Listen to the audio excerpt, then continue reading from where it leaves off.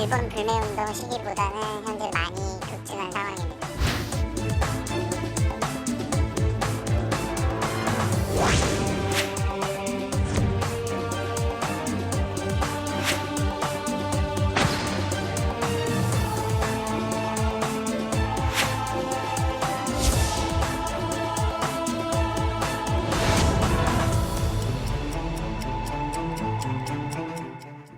일본 정부의 수출 규제 조치에 맞선 우리나라 국민들의 자발적인 일제 불매 운동이 불붙고 있습니다.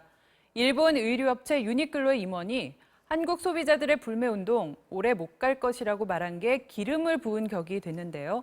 잘 몰랐던 일본 제품들과 대체 소비재인 국산품까지 친절하게 안내해주는 사이트도 등장해 폭발적 관심을 끌고 있습니다. 금요일의 오아시스 신기주 경제문화 전문 기자와 함께 이야기 나눠보겠습니다. 어서 오세요. 네, 안녕하세요. 자, 이 노노 재팬 참 뭐 이름도 참 간결하게 잘 지었다. 네, 와닿죠? 네, 그런 느낌이 드는데 잘 몰랐던 일본 제품들 상세하게 알려주고 있어요. 네, 사실 접속이 안 될 정도로 폭주하고 있는데 그만큼 인기가 있고 관심이 많다는 뜻이죠. 말씀하신 것처럼 이것도 일본 제품이었어 네. 라는 브랜드도 있고 더 놀라운 것은 한국 제품으로 대체품이 있었구나. 품질도 좋고 가격도 경쟁력이 있었는데 제품이 심지어 많더라고요. 왜 몰랐을까? 네. 다들 놀랍기도 하고 좀 반성하기도 합니다. 사실 소비라고 하는 게요. 경제 현상이기도 하지만 더 크게 문화 현상이죠. 특정 문화 또는 특정 국가에 대한 호감도가 사실은 그 해당 국가의 제품에 대한 소비로 이어지고요. 일본 그렇죠. 제품에 대해서 우리가 호감도를 갖고 있었어요. 무슨 얘기냐면 한국인으로서는 일본이 가깝고도 먼 나라였을지 모르지만 소비자로서는 일본은 매우 좋은 제품을 생산하는 가까운 국가였다는 뜻이죠. 그 균열이 처음 시작됐고 이게 노노재팬이라는 이름으로 너무 명백하게 드러났고 정보가 공유되니까 이게 확산되고 있는 겁니다. 네. 자, 저도 이 뉴스를 접했을 때 너무 마음이 아팠는데 이 운영자가 이 사이트를 만들게 된 계기가 이 강제징용 배상 판결 받으신 98세 이춘식 할아버지께서 나 때문에 이 나라에 이렇게 큰일이 난 것 같아 미안하다라고 했다는 그 뉴스. 그걸 접하고서 이분이 또 이 사이트를 만드셨다고 하죠. 그러게요. 17세 때 강제징용을 당했다가 최근에나 배상 판결을 받았어요. 지난해 결국 겨우 배상 판결을 받았는데 그것 때문에 결국은 한국과 일본 사이의 관계가 복잡해지니까 피해자이신데 네. 피해자분이 본인 때문에 문제가 된 것 같아서 미안하다는 얘기를 한다는 건 어딘가 잘못돼 있다는 그렇죠. 뜻이겠죠. 그것 때문에 사실 관심받아야 되고 배상받아야 되는 분들을 위해서 이 사이트를 만들었다는 게 이 사이트 개설자의 얘기고요. 여기에 공감하는 분들이 많아지면서 이른바 불매운동으로 소비라고 하는 행위가 문화적인 행위로 바뀌고 있는 겁니다. 네. 네. 자, 지난해 10월과 11월 우리 대법원이 이 신일철 죽음 또 미쓰비시 같은 이 전범 기업들이 우리나라 강제징용 피해자들에게 배상을 해라라는 판결을 내렸고 네. 그걸 지금 일본 아베 정부는 문제를 삼고 있는 건데 사실 이게 진작에 나왔어야 되는 판결이죠. 맞아요. 그런데 네. 지난 정권 당시에 그 양승태 대법원에서 사법농단으로 이 재판을 지연시키지 않았습니까? 맞습니다. 그러면서 네. 이게 이제 미뤄진 건데 그 사이에 이 전범 기업 미쓰비시는 미국하고 중국 피해자들한테는 사과를 하고 또 금전적 보상도 약속을 했더라고요. 정말 더 화가 납니다. 네, 억울한 일이죠. 사실 다른 나라들은 똑같은 사건 때문에 충분히 보상과 피해에 대한 사과를 받고 있는데 우리만 그 기회를 놓쳤고 이제 빌미가 되어서 억지 주장을 받고 있는 상황인데요. 네. 사실 먼 얘기가 있을 수도 있어요. 사실 일제 강점기 시절에 일어났던 얘기니까. 하지만 미국과 중국에서는 이미 이거에 대해서 현재 문제라고 하면서 사과를 많이 받았는데요. 2015년 7월에는 미쓰비시 사회이사가 전쟁 범죄 공식 사과를 했고요. 강제 노역 피해자에 대해서도 사과를 했습니다. 네. 그러니까 우리는 전쟁 포로를 가장 심하게 착취한 기업 중에 하나다라고 하는 건 이제 미국에 대한 사과의 그랬죠. 문구인데요. 사실 이게 얼마나 현재성 있는 사건이냐면 영화로도 많이 만들어져요.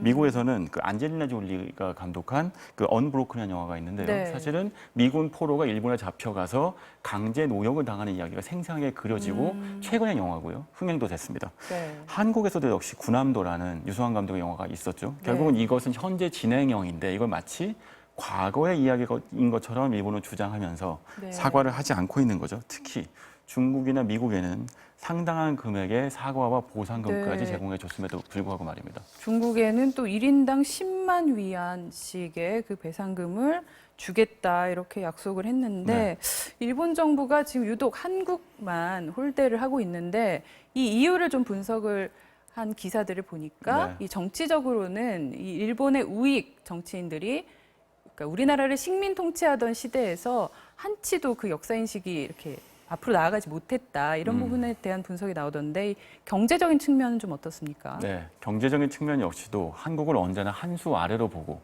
심지어는 이용의 대상으로 보는 개념이 여전합니다. 네. 가마우지 경제라는 표현이 있어요. 가마우지는 새가 있는데 이 새를 이용해서 어부가 물고기 잡습니다. 근데 방법은 가마우지가 물속 깊이 들어가서 물고기를 잡아오는 습성을 이용해서요. 가마우지의 목을 묶고요. 물고기를 잡으면 그 목에 있는 물고기를 빼내는 방식. 말하자면 사냥은 가마우지가 하나, 물고기는 어부가 가져가고 가마우지는 점점 배가 고파지는 것. 이게 일본에서 실제로 일본 지방에서 여전히 계속되고 있는 그 사냥법 중에 하나인데요. 네. 그 일본의 경제평론가가 1980년대 말에요. 한국의 붕괴라는 저서를 쓰면서 이 표현을 처음 씁니다. 한국과 일본의 관계는 특히 한국 경제는 일본한테는 가마우지 경제다.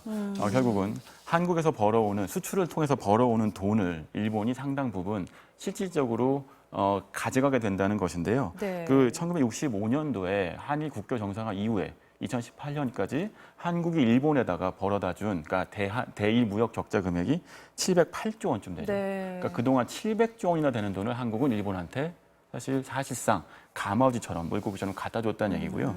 이런 게 반복되다 보니까 일본 경제평론가들 입장에서 보면 한국 경제는 일본이 없으면 살 수 없다. 또는 일본에 대한 의존도가 너무 크기 때문에 가마우지일 수밖에 없고 그러니 한국은 일본에 을 벗어날 수 없다라는 게 고정관념처럼 펼쳐져 있는 거죠. 이게 아베 정권의 이번 금수 조치, 그러니까 한국에 대한 경제 보복의 이론적 근거가 되고 있습니다. 네, 그러니까 쉽게 말하면 한국이 아무리 뭐 수출을 많이 하고 경제 호황을 누려도 그게 결국에는 또 다 일본으로 흘러가서 일본의 주머니를 채워주고 있는 그런 경제 구조다 이런 말씀이신 거죠? 그 반도체 슈퍼사이클이 지난 2년 동안 있었죠. 그 기간 동안에 한국의 반도체 수출 증가율이 60%가 증가했는데요. 그 사이에 일본으로부터 한국이 수입한 반도체 제조 장비 수입이 130% 가까이 증가합니다. 2배 가까이 증가하죠. 일본 입장에서 보면 한국이 아무리 삼성전자, SK하이닉스가 반도체로 호황을 누려도 사실상 그 물고기는 다 우리 거다라는 개념이 경제계에선 굉장히 많이 퍼져 있죠. 네. 자, 또 이 불매 운동에 기름을 부은 게 있었습니다. 이 유니클로 임원의 발언이었죠. 네. 불매 운동이 오래 못 갈 거다. 뭐 이런 취지 발언으로 참 한국 소비자들을 참 만만하게 본다라는 느낌을 아주 강하게 줬는데 실제로 이 사태가 터지기 전까지 유니클로 매출이 국내에서 상당했죠. 2005년도에 한국에 처음 진출했는데요. 2018년까지 총 매출이 22조 원인데 여기서 한국, 그러니까 매년 매출이 총 매출이 22조 원이었는데요. 한국 매출이 1조 5천억 원입니다. 그러니까 한국의 매출이 1조 원을 돌파한 게 2015년이었으니까요. 굉장히 가파르게 성장해 왔다고 할 수 있겠고요. 특히 한국은요, 일본하고 중국에 이어서 세계 3위 시장입니다. 유니클로가 전 세계에서 벌어들이는 매출이 전체 매출의 80% 가까이 되는데요. 그중에서 한국 매출이 3위인데 그 일본이나 중국의 인구 구조와 대비해 보면 한국이 굉장히 큰 시장이라고 할 수 있고요. 네. 유니클로에 대해서 한 말씀 더 드리면 유니클로가 사실상 그 외에 해외 시장에서는 해외 진출에 많이 실패하는 경우들이 있었지만 한국에서 성공하면서 글로벌 브랜드화 됐거든요. 무슨 얘기냐면 유니클로의 성장의 발판이 되었고 유니클로의 글로벌화에 도움이 된 건 한국 소비자였다는 뜻인 거죠. 이유는 뭔가요? 사실은 한국과 일본의 소비 시장이 매우 많이 커플링 되어 있습니다. 그러니까 뭐 이런 말씀 많이 들으셨을 텐데 일본에서 유행한 건 얼마 있으면 한국에서도 유행한다. 뭐 10년 정도 주기로 맞습니다. 온다. 그래서 뭐 이런 많은 얘기 있었죠. 자영업자분들이 일본에서 새로운 앞선 소비 트렌드를 배우기도 했고 그것이 이상한 일이 아니었어요. 그걸 우리가 인정했고 일본에서 많은 것들을 배우려고 했는데 그 과정에서 역설적으로 일본 기업들이 한국에 와서 말하자면 땅 짚고 헤엄치기식으로 영업을 할 수 있는 배경이 되었죠. 여러 가지 것들이 있습니다만 특히 또 하나는 2010년대 들어서 한국도 역시 양극화에 의한 경기 침체가 이루어지게 되는데 이때 패션 시장이 급격하게 양극화됩니다. 그래서 패스트 패션이라고 하는 중저가 브랜드들의 시장이 열리게 되는데 이 시장을 장악했던 게 바로 일본 브랜드였던 것입니다만 그게 1990년대하고 2000년대 일본에서 일어났던 상황하고 아주 똑같거든요. 말하자면 이런 커플링 상태에서 일본 기업들이 매우 유리하게 한국 소비자들한테 물건을 팔아왔던 것이죠. 네. 자, 또 이 일본 여행을 자제하는 게 무엇보다도 이 불매운동의 효과를 극대화할 수 있다. 이런 분석이 나오면서 이 국내 최대 일본 여행 그 인터넷 카페가 자발적으로 이 일본 여행 보이콧에 동참하면서 카페 문을 닫았는데 참 이거 참 상징적인 사건인 것 같습니다. 네, 내일동에 있는 카페 운영자분이 이런 말씀을 그대로 하시더라고요. 이 일본 여행을 주선하는 카페인데 그 카페의 문을 닫는다는 행위 자체만으로도 매우 의미가 있는 행위라고 생각하고 큰 의미가 있다고 생각합니다. 네. 사실이고요. 사실 일본 가지도 말고 보지도 말고 사지도 말자 이런 구호도 있을 정도인데요. 네. 그러니까 내일동이 문을 닫게 되는 근데 이게 사실 일본에 급소가 될 수 있다는 얘기들을 많이 하시게 되는 이유는요. 예. 2018년 기준으로만 놓고 봐도 한국에서 일본으로 여행 간 관광객 숫자가 750만 명 가까이 네. 됩니다. 근데 우리가 사드 보복 사태 때 중국인 관광객이 한국에 오지 않아서 어떤 일이 벌어졌는지를 체감했었잖아요. 예. 일본 역시도 지금 사실 일본에서 지방 곳곳까지 여행을 가는 관광객의 상당수는 네. 한국인 관광객입니다. 어떤 지방의 경우는 전체 외국인 관광객의 100%가 한국인인 곳도 있더라고요. 네, 그만큼 일본 관광 상품이 잘 개발돼서 한국에 판매돼 왔었다는 뜻인 거죠. 네. 중국인 관광객이 지난해 기준으로 838만 명이거든요. 중국과 한국의 인구수로 대비해서 봤을 때 한국인 관광의 수요의 소비력 파워는 굉장하다고 할 수 있어요. 그러니까 이 내일동에서 이런 식의 메시지를 던졌다는 것은 한국에서 일본으로 가는 관광 숫자가 줄었을 때 관광 수지 적자 폭이 줄면서 일본에 큰 영향을 미칠 수 있고 그것이 일본에 지금 한국에 대한 대한 그 수출 보복에 네. 영향을 미칠 수 있다는 것을 보여주는 그 증거라고 할 수 있겠습니다. 네. 자, 이런 가운데 일본의 한 수구 언론인이 문제 해결을 위해서는 문재인 대통령을 탄핵해야 한다는 도를 넘은 망언을 내뱉었습니다. 직접 한번 들어보시죠.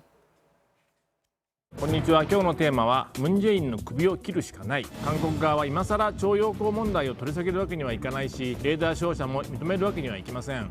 慰安婦財団に至っては解散してしまいました。日本に差し出すものが何もないんです。あるとすればムン・ジェインの首くらいでしょうか。現に前大統領のパク・クネは弾劾されたし、3代前のノムヒョンは弾劾の途中で自殺しました。いや、ムン・ジェインを切る。崩壊しつつある今の日韓関係を救う方法はそれしかありません。 자, 이게 일본의 극우 신문인 산케이신문 계열사 후지TV의 온라인용 방송 영상인데 고 노무현 대통령이 탄핵 도중 자살했다라는 정말 가짜 뉴스인데 이런 네. 가짜 뉴스까지 끼워 넣어서 저런 망언을 퍼뜨리는 이유는 뭘까요? 사실 일본 내 지금 현재 사실 선거를 앞두고 있는 상황이기 때문에 표를 묶어야 되는 측면도 있겠고요. 또 하나는 사실 더 이상 일본은 착한 우승생이 되고 싶지 않다라는 얘기도 하는데 미중 무역 갈등 과정에서 패권 전쟁이 어떻게 벌어지는지를 봤고 이제 글로벌 무역 자유화는 균열이 가기 시작했기 때문에 일본 역시도 자국의 이익을 극대화시켜서 쫓겠다는 얘기고요. 그 네. 과정에서 승패가 어디에서 벌어질지조차도 이미 사실 드러내고 있는 겁니다. 목적은 무엇이냐? 결국은 양국 갈등은요. 양국 정부한테 어떤 식으로도 상당한 피해를 주게 되겠죠. 네. 그 승패 여부에 따라서는 각국 정부의 내부 피해들이 있게 될 텐데요. 결국 여기서 사실 승패의 그 교두보 찾겠다는 뜻이겠고요. 그러니까 이거 무슨 얘기냐면 이게 조국 민정수석 역시도 이것이 한일 경제 전쟁이라는 표현을 네. 썼던데 이런 식의 패권 전쟁이 벌어질 때 승패는 내부의 반발 또는 내부의 피해에 대한 우려를 불식시키면서 얼마나 양국 정부가 리더십을 발휘하는가라고 하는 사실 정치적 역싸움, 리더십 싸움으로 이어질 것이라는 것을 이렇게 보여주고 있다고 봅니다. 네. 그러니까 미국이 그 기술 패권의 라이벌로 등장한 중국을 견제하기 위해서 이 미중 무역 분쟁을 일으킨 것처럼 일본도 지금 여기서 한국을 꺾지 않으면 네. 이 한국의 기술 발전이나 경제 성장세 꺾을 수 없겠다. 뭐 이런 위기감도 좀 작용했다고 봐야겠죠. 맞습니다. 지금 일본은 레이와 시대예요. 이른바 이제 헤이세이 시대에 지나서 스스로들은 새로운 일본이 되었다고 믿고 있습니다. 네. 그 과정에서 스텝을 하나하나 밟고 있는데요. 그 과정에서 내부를 단합시키고 새로운 일본이 되기 위해서 가상의 적이 필요하죠. 이제까지는 그게 북한이었어요. 하지만 북한 남북 관계가 해빙 무드로 가면서 그 이슈가 제기되기 어렵게 되면서 한국이라고 하는 경제적 적을 상정한 측면이 있겠고요. 말씀하신 것처럼 한국과 일본이 이제까지는 우열이 있는 관계였다면 네. 20세기까지는 21세기에는 그 관계가 변화될 조짐을 보고 있습니다. 일본 문화를 많이 아시는 분들이 이런 말씀하시는데 일본은 모든 것이 서열이 있고 모든 것이 제자리에 있어야 네. 한다고 믿는 국가죠. 결국 한국과 일본의 관계는 그들의 머릿속에는 일본이 한국보다 한수 위여야 한다고 믿고 있습니다. 경제력으로 보나 또는 정치력으로 보나 그래 네. 왔던 20세기에 대한 기억이 있고요. 21세기의 그 변화의 조짐이 보일 때 그걸 용인할 수가 없는 것이죠. 네. 그런 것들이 이런 식의 극단적인 행위로 펼쳐지고 있다고 봅니다. 그러니까 이렇게 작심하고 한국 때리게 나선 만큼 우리도 좀 단합해서 대비하는 모습을 보여야겠다는 생각이 드는데 좀 어떤 방향으로 나아가야 될까요? 마지막으로 정리해 네, 이 주시죠. 한일 경제 패권 전쟁이라고 하는 것, 사실 전쟁에 임하거나 사건이 일어났을 때 가장 중요한 것은 이 사건이 어떤 문제인지를 정확하게 이해해야 되는 부분이겠고요. 또 하나는 결국은 글로벌하게 한일 관계가 누가 더 우위에 있는지라고, 그러니까 승패를 누가 이겼다고 믿게 맞는지, 네. 그러니까 결국 이 미중 무역 갈등에서도 트럼프가 이겼다고 믿게 되는 사람들이 더 많을수록 패권 전쟁의 승패는 한쪽으로 기울게 되어 있거든요. 네. 이건 역시 문화 전쟁으로 비화됐을 때 최종 전선이 형성되지 않을까 싶습니다. 네. 자, 오늘 금요일의 오아시스는 여기까지 하겠습니다. 신기주 경제문화 전문 기자와 함께했습니다. 오늘도 말씀 고맙습니다.